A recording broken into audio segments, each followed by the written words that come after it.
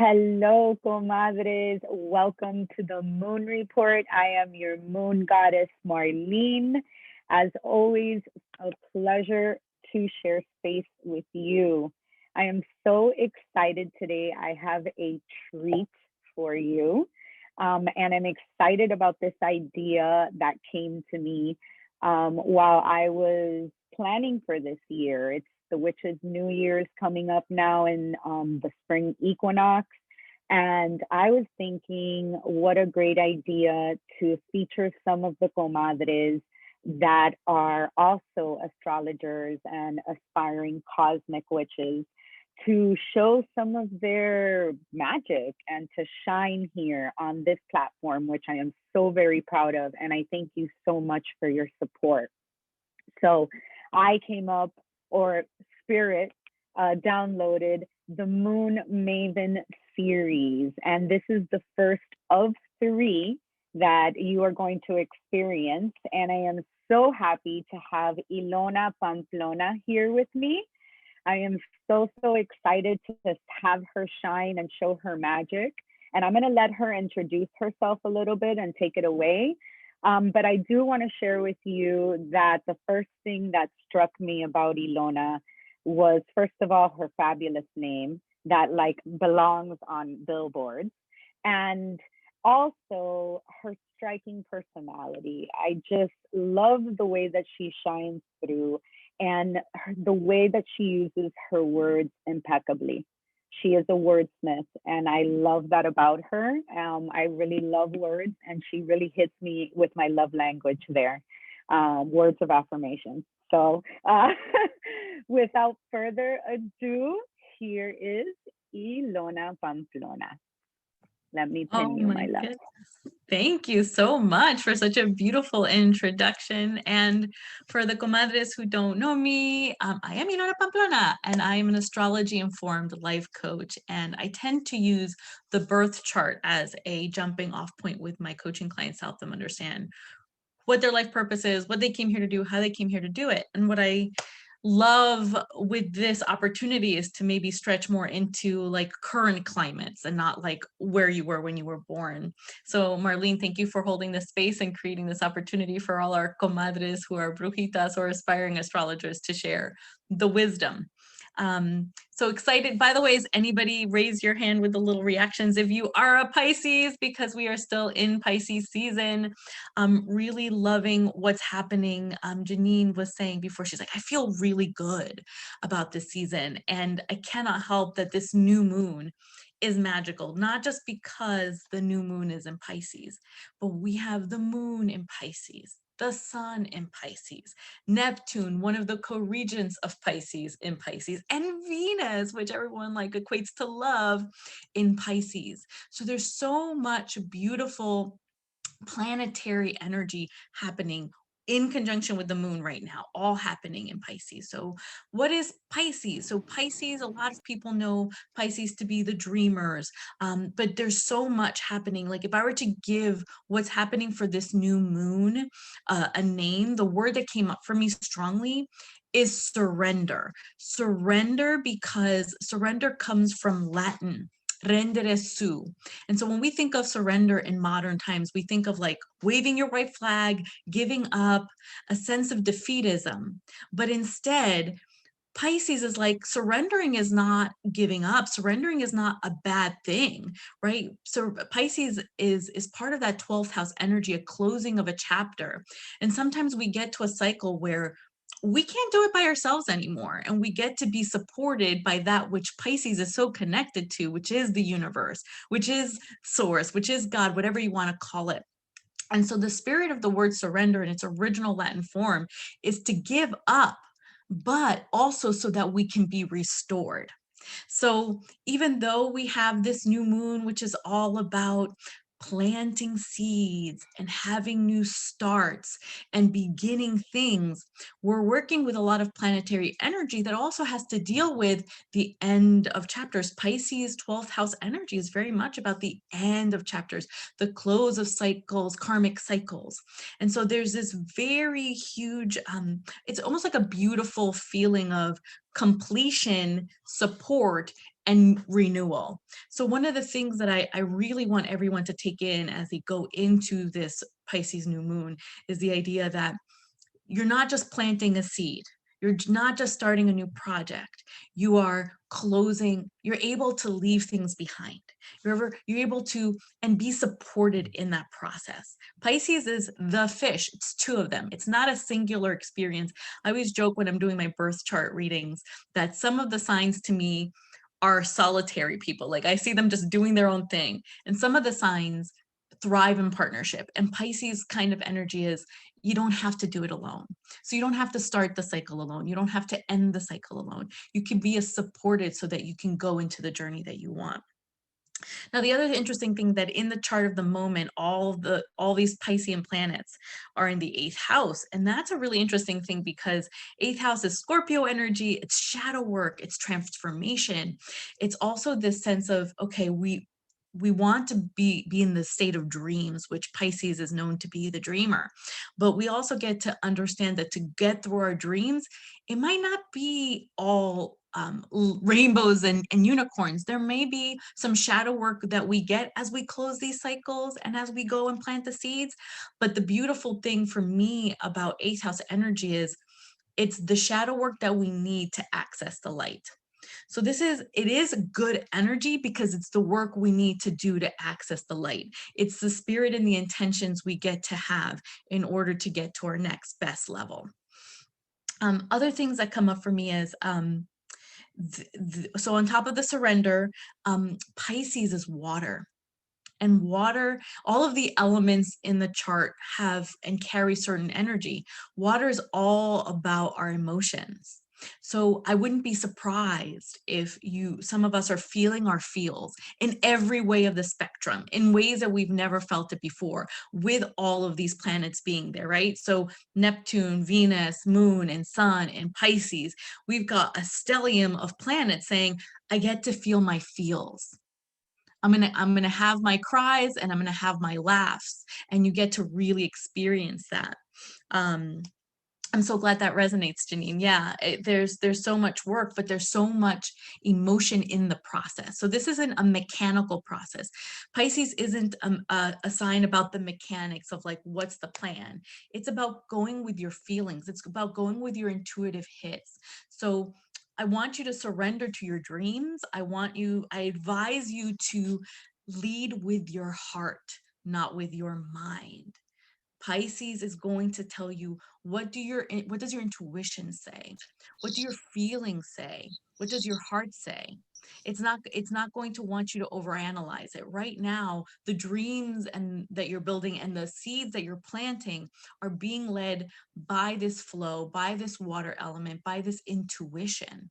In fact, they say that most of the world's psychics are born with very primary Pisces placements. So I wouldn't also be surprised if those of you who are really beginning to connect with this more spiritual work begin to get more downloads, feel things ahead of time before it happens, have even dreams. I have like a list of rituals that I'm going to get to, because I also think that with all of the spirituality and connection to source that Pisces represents, I think there's an opportunity for us to leverage the spiritual practices to really deepen our connection to source and to ourselves, so we can receive the download, so we can surrender our energy, our intentions and open our channel to receive these messages.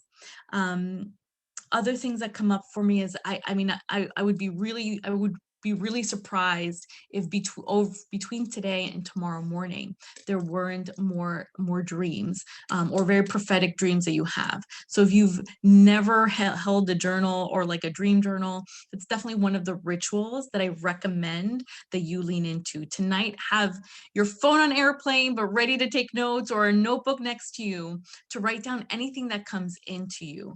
But going into the dream state with the intention that you're asking source, ancestor guides to give you clarity on something. So if you have a dream and you're not clear, or you're looking for advice or guidance, go into the dream state saying, show me the way. Where do I get to go? Surrender yourself to spirit, surrender yourself to the guides, to source, to the universe, to help you receive in the way possible those messages that are waiting to be received by you. Because that's the other thing. Sometimes the messages are waiting for us. We're just not there looking, hearing, receiving.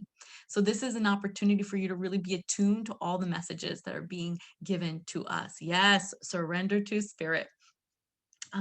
So a little bit more about some of the rituals that I highly recommend for this season. I mean, water off the bat. If you're not already doing monthly or weekly ritual baths, today, tonight, and tomorrow morning, while you can still harness this energy, is perfect moments to really harness that that water sign, connection to emotions and to the flow. If I mean, some of us are in the South Florida, Miami area, so also going to the water. If you have the opportunity to go to the water, offer the water spirit, your all your woes. One of the things that my mom taught me, and I remember growing up with Walter Mercado, when he would talk about Yemanja, the goddess of the sea, is when you go to the water, go to her, go to Yemanja, the goddess of the sea, and ask her to release the things that no longer serves you. Yemanja, the sea goddess, she's all about removing the things that don't serve you any longer, so that you can make space energetically for the things you want to bring in. So if you can't go to the water, to the sea directly, then create that ritual bath. Allow the water to purge what no longer needs to be in your energy field, so that you can make space for what comes in. Now, the common situation that happens is that a lot of people say, but I don't have a bath. What do I do? Well, if you can get a bucket and do a foot bath, that is so aligned with Pisces energy, because every single sign is connected to a place of the body, and Pisces rules the feet. So if the very least you could do is dip your feet into some cleansing water, the intention is what matters. And the feet is so connected to the sign that we are currently experiencing. Now, the last ritual that comes up for me as we begin to dive into this experience, I want to back up before we even go into that. So we've got all these dreams. We've got all these planets in Pisces. Pisces is a dreamer. And Pisces is this experience of what's called exalted love. So Venus is often referred or connected to romantic love, but Pisces is called exalted love because in mythology, there's a story that Gaia sent a typhoon to attack the gods. And apparently, I forget which god sent out a note to like warn everybody, but Venus and Pan were at the water and didn't hear the warning. And when by the time they saw the waves come in, the what they were able to do was to turn into fish and survive the typhoon. And what happened from there is, it says that then they were placed into the sky to preserve and commemorate the day that love was saved. And so this is why we talk about Pisces being romantic, and Pisces being a dreamer, and Pisces being like dual, like two. It's about communion. It's not about being on your own. And so I wanted to talk about how this is a very big time to save your dreams, to connect to love, to connect to a higher love, not just like, oh, I have a crush on this person kind of love, like the full embodiment of what love means in every sense of the word. And so this is a time to really connect to that. Why? Because right now, while we're going through all this Pisces energy, over the next few years, we're going to be in Aries, Chiron and Aries mode. And for those of you who don't know, Chiron is what's called the wounded healer. And the wounded healer is what we feel wounded in, that when we begin to heal that, we heal that for others. But where we have it is in Aries, which is the self. So we have here all of this cluster of planets, of energy saying, dream big, have the vision, connect to source, believe in more than this world can give you. But the wound is saying, I'm not enough. I can't do this. Not me. Don't look at me. There's a lot of wounding of self in that experience. And so this new moon and all this energy in Pisces is telling you, go for the dream big, do it anyway, because you're always going to feel like you're not enough. That Chiron and Aries right now for the next season is going to tell you you're not enough, but it's just a story it's telling you. It's just a wound that it wants you to transmute. And it's all this Pisces dreamy energy that is going to give you the boost to see that your dreams can happen, that there's a vision beyond what your fears are telling you. And so one of the things that I love to do to rewrite these limiting beliefs that Chiron or lack of sense of self can do are mantras. And so what I love to do is to take a clear glass of water and fill it with water, drinking water, and leave it on the windowsill overnight. But I'm not just going to leave it there. What I encourage you to do is to think about your dreams. You might even, so what I typically do is I put 2 Post-it notes. I put a Post-it note with the things that I want to create. What are the dreams that you want to harness with this energy? And a Post-it note with the things that you want to release. That way you're knowing what you're letting go of, and then you know what you're bringing in to make more space of. And really simmer, allow the moon energy to harness that. And I drink that water in the morning. And while I'm drinking that water, I actually do my mantras. So I recommend that if you want, you can even do a 3rd Post-it with the mantra, the one word, the one I am statement that will allow you to just do it anyway. Tap into the dream regardless and make that your anchor as you drink the water, and program your mind, program your energy with what you want to be, who you get to be in order to make your dreams happen, and to override the limiting belief that the Chiron in Aries is trying to tell us as a collective at the moment.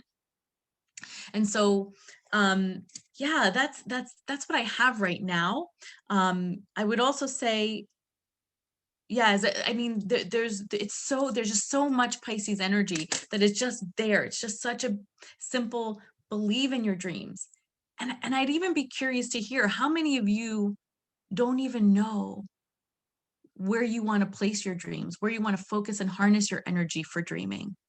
Because if you're so in the pragmatic world, right? Because we always look to the opposite of the sign we're in, or we're observing to see what we get to release. And the opposite of Pisces is Virgo, who's so analytical, who's so in her mind, who needs the structure.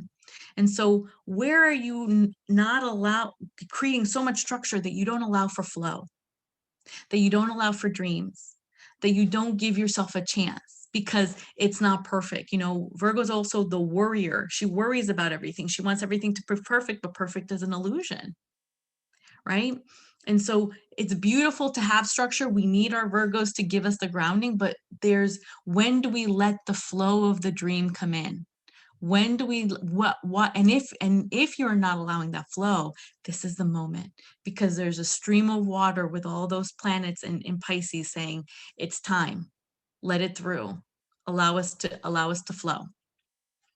I also think, once again, I noticed that there were a whole bunch of planets in the 8th house, and the 8th house is about transformation. So this isn't just about holding on to your dreams. This is about what you get to transform so those dreams can be true, so those dreams have a chance to exist. So this could be, you know, before you even go into the water ritual with a cup, maybe it's a moment of you taking a moment to free write. What are the fears that are coming up? What are the things that are in your way? What do you get to transform? Who do you get to be? So that those lists that you're putting in and that intention that you're setting into that glass of water gets really clear. Because sometimes the magic is in the shadow work. The magic is in the blind spot. The thing that we're not realizing we want to claim, the thing that we don't realize or we're not admitting to ourselves is really in the way of giving it a chance. And the last piece, obviously, is the psychic connection. I mean, right now, with all this Pisces, I mean, if you've never had a vision, don't be surprised if you start having it. Or if you've never seen signs, don't be surprised to see it everywhere. But for me, the overall theme right now is surrender to the universe. Allow the universe to show you the way. Allow yourself not to have to be the one thinking and analyzing and embodying the experience. This is bigger than us. The energy right now in the new moon planting, the dreams that you want might be actually scary because it is bigger than you. And you just not had the courage to claim it. And so you get to transform what's in your way of claiming your dreams, making them real, starting that thing, despite that Chiron and Aries saying, I'm not enough, I can't do this, not me. And so I think that's what I have for now. I mean, I can go on and on with the dream state and the psychic, but it's just so clear that the cluster of Pisces is where we get to be right now. Yes, and I really love a lot of the points that you have made because you know, I love the contrast of Virgo. It's so important to remember that about Pisces because Pisces could be looked at as chaos. If you don't understand it, and it's so Neptunian, it's so boundless, it could be interpreted as chaos, especially if you have a lot of Virgo placements, and you get into that space where you don't like a lot of change and you like everything perfect. So it's like bringing in that Piscean love, right? Bringing in that where can you bring in more of that Piscean love? Where Yeah. in your life is it so tight that it could use some of that fluidity? And then I think that's a beautiful way of like incorporating into your rituals, like you said, Ilona, that part where can that Piscean love seep into that I needed the most, right? Mm, yeah. You know what occurred to me? Thank you for reminding me about Neptune. I wanted to talk about the planets because typically Pisces is ruled by Neptune, but in some traditions, it's also co-ruled by Jupiter. And so the thing that came up for me is we get to surrender to universe. And how do we surrender? I know a lot of people are like, I don't know how to surrender. How do I let go? Well, first of all, we surrender with Neptune. It's the dream state. It's the intuition. It's that like connection to source.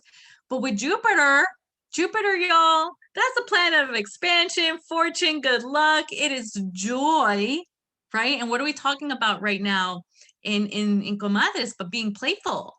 Jupiter energy is not about being serious, which is very, very common to more of that Virgo energy, which is the opposite, right? Virgo's serious, Virgo's practical, Virgo's analytical.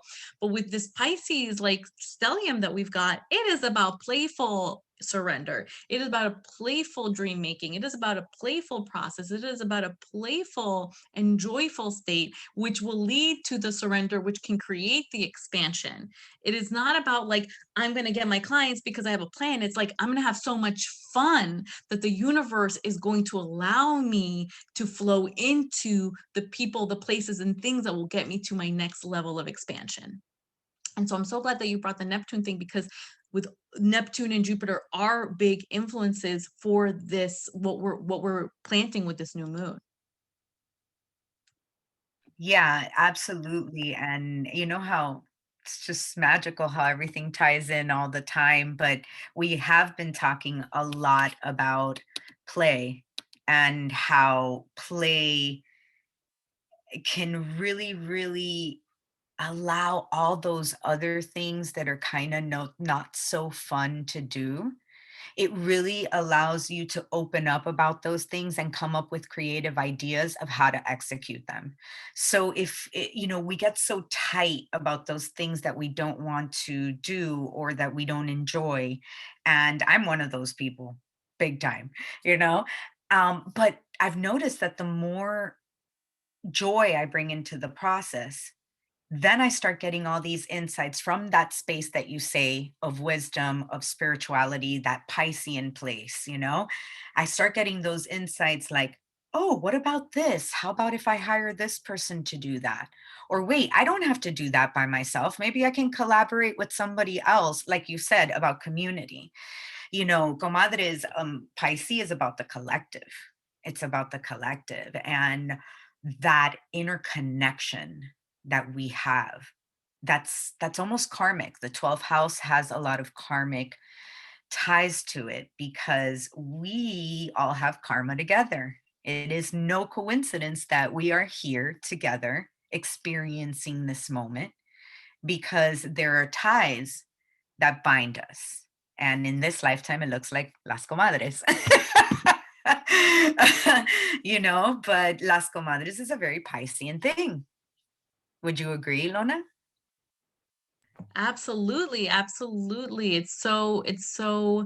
Um, it could be, here's the thing about La Comadre, it's community, but the other thing that's come up for me as a comadre, it's intuitive too. It's not like mechanical community, because there are communities that are based on the mechanics of being, and this is all about the flow and the intuition of being. Mm. So absolutely.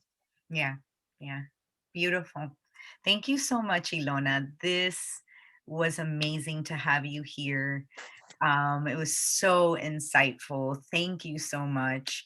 I appreciate you. Thank you for sharing your magic with us. I took so many um, thank you, really from the bottom of my heart. Thank you, comadres, who were here to enjoy it live. To those comadres who have not been able to join us live for a moon report, just look at the events section in Mighty Networks, or look at the social media, and there's usually some sort of reminder about how you can join us on Zoom live. We would love to have you. And for the rest of you that are watching later, thank you for watching too. I appreciate your your support. And Ilona, I appreciate your report. Thank you so much. It has been an honor. Thank you so much, ladies. Absolutely. So thank you, comadres. Till next time, big hug and big kiss. Mwah. See you soon.